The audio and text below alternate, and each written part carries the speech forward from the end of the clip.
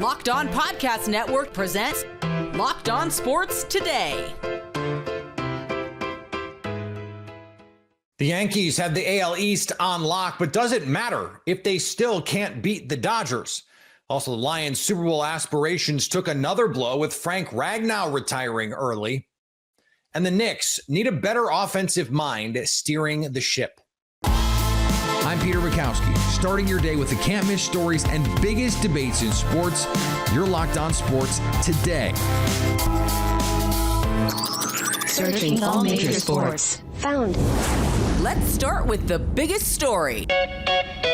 The New York Yankees lead the American League East. They have the second best record in the entire American League, but they needed a win on Sunday to avoid a sweep at the hands of the defending champion Dodgers. Stacey Getsoulias joins me now from Locked On Yankees. And Stacey, number one point differential in Major League Baseball for the Yankees, but this Dodgers series is going to have some Yankees going, are we sure we're any better off this year than we were last year against this team in particular?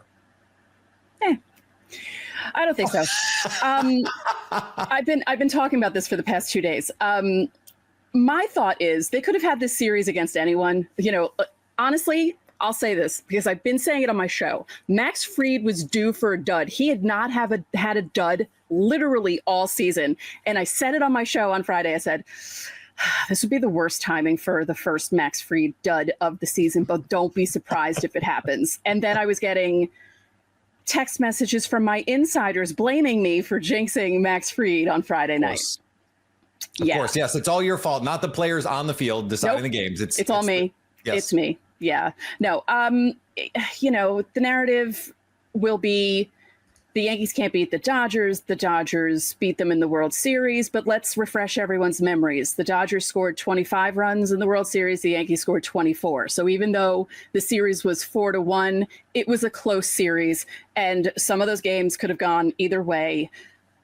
It's not like the Dodgers are way up here and the Yankees are down here. It was just a bad weekend, and it was the worst timing because it was against the Dodgers. Okay, but it's June, and so now it's time to start overreacting to baseball, Stacey. I don't know if you know that that's how this works. I know. It's summertime. We have to start overreacting to baseball. I know, but like you said at the top, they're in first place. They're doing just about as good as they were doing last year at this time with Juan Soto, and they're doing that with, you know, Paul Goldschmidt still hitting over like 320 and other guys contributing that weren't even playing with the team a year ago right now, like Ben Rice. And I think Yankee fans just brush that series under the rug. Don't think about it. Don't obsess over it. I know that's hard to do for the rest of the season because there are other things ahead that we have to worry about with the Yankees. Will they enter their summer swoon like they've done the last few seasons that it always seems to happen? I will say this. If they had gotten swept, I'd be more worried about that happening, like starting now. But I think winning that last game was actually really big for the Yankees. And they get the Red Sox coming up here, so that's always something to give you a little jolt here. So let's get back to the question here that I jokingly asked at the top. Make the case for me that this team is in just as good a position to get back to the World Series as they were this time last year, without, as you mentioned, Juan Soto. Because only Detroit is better than them in the AL. The rest of the AL is really just midding at this point, where it's a mid-off. You know, the NL seems a little stronger. I mean, if you look at the NL West, the Dodgers, the Padres, the Giants are all within a few games of each other, where it looks like Detroit and the Yankees are about a step above most of the teams in the AL. So they just have to keep winning. They're 5.5 up while we record this. So they have a pretty good cushion right now. And yeah, you mentioned the Red Sox. Who scheduled this? They play the Red Sox 2 weekends in a row. Well, probably someone that wanted all those games on television, Stacey, would be my guess. So you mentioned the summer swoon. How do they avoid that? Is there a player? Is there a group of players who, if they're going to try and avoid this, and look, it's baseball, every team is going to have some swoons. Right. But if they're able to avoid some of those pitfalls, what is it going to be that's going to keep them out of those doldrums? Well, it has to be, you know, you want this for any team. Any baseball fan would want this. If your superstar goes into a slump, which hasn't happened with Aaron Judge yet because he's still batting nearly 400. But if there is maybe like a week and a half, 2 weeks where he's not hitting like he normally does, the guys that you don't often think of, like Anthony Volpe, Austin Wells, people like that, need to pick it up a bit. So the lineup isn't just Aaron Judge, Paul Goldschmidt, Ben Rice, occasionally Trent Grisham, and then a black hole at the bottom. You can stay up to date all year on the New York Yankees by subscribing to Locked On Sports Today and Locked On Yankees on YouTube or your favorite podcast app. You're Locked On Sports Today. Coming up, the Lions are losing another major piece. Before we get to that, Dion is whining. The NBA Finals are here, and FanDuel is giving new customers an incredible way to get in on the action. Right now, when you join FanDuel and place your first $5 bet, you'll get $250 in bonus bets if your bet wins. I love how FanDuel makes betting so easy, whether it's picking my favorite teams or diving into player props, from three-pointers to steals to assists. There's so many ways to bet my favorite player props. Plus, after the game tips off, I can even combine live prop bets into a same-game parlay for a chance to win big. You could place that first $5 bet on Game 1 of the NBA Finals. The Thunder are favored by 9 at home against the Pacers. I would take a adjusted line and get it to like 15 just to get better odds, because I think they could blow the doors off the Pacers in Game 1. Don't miss out. Head to FanDuel.com and claim your $250 in bonus bets today. Deion Sanders says he was hurt by reports that Shedeur showed up unprepared in NFL pre-draft meetings, and he's not buying them, calling his son a professional who's thrived under 6 offensive coordinators. Deion says the slide to the 5th round just gives Shedeur the edge he needs. Will it be enough to get him onto the field this season? I guess we'll see in Cleveland. Over on the diamond, the Giants hosted the Padres. What's up, everyone? Eric Triple E Engel here with the Locked On Giants postcast, and today the Giants fail to get it done again on the offensive end of things as they score 0 runs in the 1-0 loss to the Padres. And this comes despite Logan Webb pitching an absolute gem. 8 innings pitched, 0 runs given up by Logan Webb, 0 walks, and he had 7 strikeouts. He only gave up 6 hits. 3 of them were in the infield. He was on fire tonight, which might make this the most frustrating loss of the entire season for the Giants. This one, this just gives me heartburn just watching this damn game. The Giants had multiple opportunities to score runs in this one. Bases loaded in the bottom of the 2nd, grounded into a double play. Bases loaded in the bottom of the 7th, strikeout to end the inning. In the 8th inning, leadoff runner on second base and 3 strikeouts. That all looked very non-competitive. This team looks awful right now. I mean, the pitching is great, but the offense, oh my God. We'll break it all down on the Locked On Giants postcast right now. The Rockies actually won a game against the Marlins. That was one of the ugliest performances and one of the ugliest losses ever in the history of baseball. It's Jeremiah Geiger from the Locked On Marlins podcast. The Rockies were 9-50, and they go to Miami, and Max Meyer for the Marlins gives up 10 hits, 5 runs, 4 earned. And the Rockies win the game, 6-4. The Marlins bats, yeah, they scored 4 runs, but guess what? 3 for 16 with runners in scoring position. They were the opposite of clutch. Left 9 runners on base. They have their opportunities, but they don't capitalize. Max Meyer, the agenda might be cooked on him. You can't give up 10 hits to the Colorado Rockies.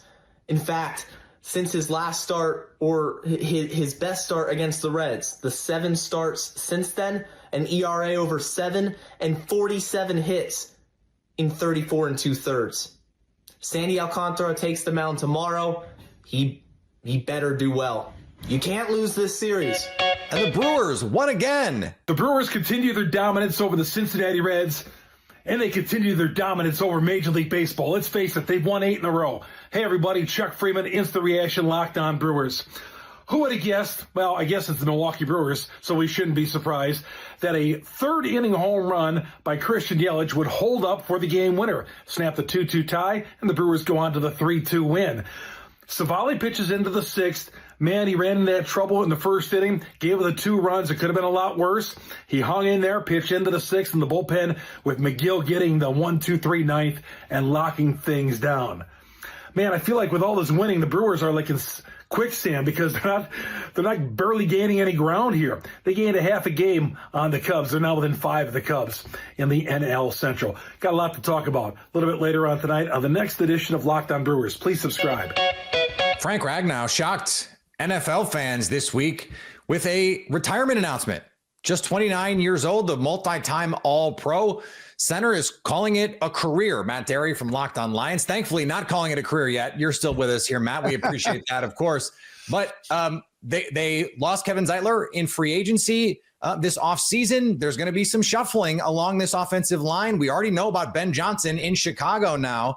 How big a deal is this offensive line issue in Detroit, where that's been their superpower over the last few years? First off, Pete, off-season champion Bears, get it right. I had to do it. This is a big loss. Let's be honest here. This is a guy that I always like to say, Penei Sewell, Frank Ragnow, those are the most valuable pieces on that Lions offense. They just grind games out, and they batter people late in fourth quarters with the running game in Montgomery and Gibbs. And to lose Frank Ragnow, kind of the guy that touches the ball first, the guy that's in the middle of that offensive line, is huge. And you referenced it, Kevin Zeitler gone.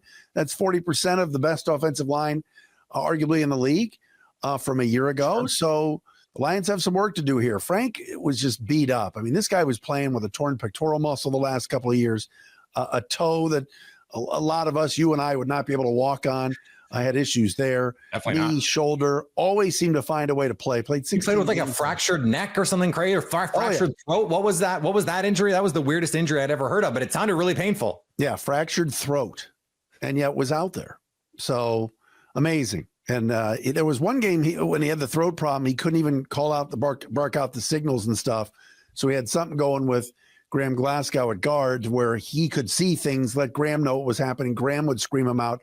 It was that kind of a continuity up front that'll be sorely missed. What is the plan here then? How do they make up for this? It sounds like Graham Glasgow is gonna switch positions. They drafted some pieces. What is the plan here? Well, right now, first and foremost, if I had to guess, you're right. Graham Glasgow is a veteran that has played center before. Remember Frank's rookie year in 2018 under the great Matt Patricia. Glasgow is at center. They drafted Ragnow when he played guard. And I never understood that. I'm like, you drafted one of the best centers in college football out of Arkansas. Why is he not playing center? Well, he moved to guard. He played 1 year guard, moved to center. Glasgow can play center. They think Tate Ratledge, their second round pick from Georgia, can move there and be dominant. That's what I think they think. The question is, will he be ready after 4 years of playing right guard at Georgia and not snapping a football to be, out there against your Packers on September 7th, actually playing center? We'll have to wait and see. But I think they think that's the long-term plan, is Tate Ratledge at center, Christian Mahogany at one of the guard spots, and maybe even long-term Miles Frazier, their 5th round pick from LSU, at another guard spot. So they like the depth they have with Glasgow kind of being a swing guy. But this adds in another, you mentioned the continuity piece, which they've had, changing play callers, offensive coordinators. I mean, this complicates things for a new first-time play caller coming in here. It does, for sure. I mean, you take Frank Ragnow out, you stunt the growth of the offense. I'm sorry. It doesn't matter. That's like the Chiefs losing Creed Humphrey. I mean, he's that good. He's that good. But Jared Goff is not some newbie here at quarterback. I think they'll deal with that. You still have arguably the best right tackle in the game, and in Penei Sewell, you have an unbelievable leader in Taylor Decker. And like I said, I think Glasgow being there as kind of a calming force will be good. Question is, from a performance standpoint, will they lose a little bit there? We'll have to wait and see. And you mentioned opening against the Green Bay Packers. This Lions team, they've got a brutal schedule. Is it fair to say, expect from a Lions perspective some bumps in the road here as they get this figured out? Well, you and I have talked about it, Pete. I mean, opening up with 2 division games, the Ben Johnson Bowl in week 2, Green Bay on the road early on, where you're not going to have a Lee McNeil, your best interior defensive lineman for at least a little while, coming back from a torn ACL. Aiden Hutchinson playing in his first game. Now you don't have Ragnow. And then you play Baltimore week 3 on Sunday night. Or Monday night, excuse me. So it's going to be tough to start. But I think if any team can kind of overcome this, it's the Lions. Last year they won 15 games with a depleted defense. So this will test a guy like Hank Fraley, their O-line coach, who's phenomenal. But I have a lot of trust in him that he'll get it right. Stay up to date all year on the Detroit Lions by subscribing to Locked On Sports Today and Locked On Lions on your favorite podcast app and on YouTube. Coming up, is it time for the Knicks to move on from Tibbs? The New York Knicks offense struggled to create open looks throughout the playoffs. Locked On NBA host Matt Moore believes that New York might need a new coach that will reinvent the offense. This is the modern NBA. They don't take enough threes. They don't generate enough. You have Karl Anthony Towns and you're not generating enough threes. How is that possible? They don't run a system of offense where you have all these weapons and yet they're running this isocentric Harden type ball with Brunson coming off of a pick and then grifting. No real opportunities for, like, Cat has to create his own stuff when Brunson's off the court. There's ways to do this, but you're going to need a coach that's going to reinvent this offense and bring the same kind of defensive identity. They've got the horses. They need a deeper bench, a better rotation, and better coaching. And if they can get that, I think that they can make the jump. I think that the problem, is the beating the Celtics is going to give them an unrealistic expectation of who they are. They should have lost that series. It's great that they won. And it shows how vulnerable the Celtics were, but they should have lost that series. And that's what should have brought more change. They need to evaluate this as if they lost to the Celtics because of what it took for them to get past Boston. What's wild about the position the Knicks are in right now is their offense wasn't the problem this year. It was their defense, to the point that on made baskets, they had Pascal Siakam or Aaron Nesmith or Andrew Nembhard running like he was cherry picking for a layup. Knicks just not getting back, just not doing the basic things on defense. Not even really a hustle play. It's a basic fundamental play. That's a defensive mind as your head coach. This was a really good offense because it was a really good offense because Jalen Brunson is really good at scoring, because Karl Anthony Towns is really good at scoring, because Mikal Bridges, if you give him a more limited role, is a very efficient scorer. But they couldn't make adjustments to score in the postseason. They could only seemingly play one way. And what I found most galling about watching this Knicks team in the postseason is they played 6-7 guys all year. And then in the finals realized against this Pacers team, you have to play other guys or you're going to get run off the floor. And then Tibbs starts experimenting with some of these other guys in the lineup. Oh, play with Deuce McBride a little bit more. Oh, Landry Shamet. Oh, and guess what? It was fine. And it would have been really nice to have those guys playing together in the regular season so that when the postseason comes along, they're ready. Tom Thibodeau was an incredible defensive coordinator in Boston, in Chicago, for a long time, a motivator. He's still a good coach. But if defense can't be your calling card anymore, and you haven't adjusted to the way offense is being played in the NBA now, and you can't make playoff adjustments, then the game is starting to pass you by. And finally, Saquon Barkley is leaping onto the cover of Madden NFL 26, fitting, since his new, now famous reverse hurdle already looked like something straight out of a video game. In fact, if you saw it in a video game, you'd be like, nah, no one would actually do that, except Saquon did it in a real game. Fresh off breaking rushing records and helping Philly snag another Lombardi trophy, Barkley also joined the elite Madden 99 club, the first Eagles offensive player ever to do so. EA Sports promises this year's game will capture more unreal plays just like this, though let's be honest, defenders probably wish they could patch him out of the game entirely. If you're catching this episode after hearing your favorite Locked On show, make sure to subscribe to Locked On Sports Today on YouTube or wherever you get your podcasts so you never miss an episode. Also, if you're a new subscriber to Locked On Sports Today, we're here for you with the biggest stories in sports every day. Coming up, we get you set for Thunder Pacers in the NBA Finals. So at least until tomorrow, stay locked on sports today. Locked On Podcast Network presents Locked On Sports Today. For more episodes of Locked On Sports Today, go to our video on demand. Click on sports at the top of your screen. There, you'll find past episodes of Locked On Sports Today, plus other Locked On shows on demand.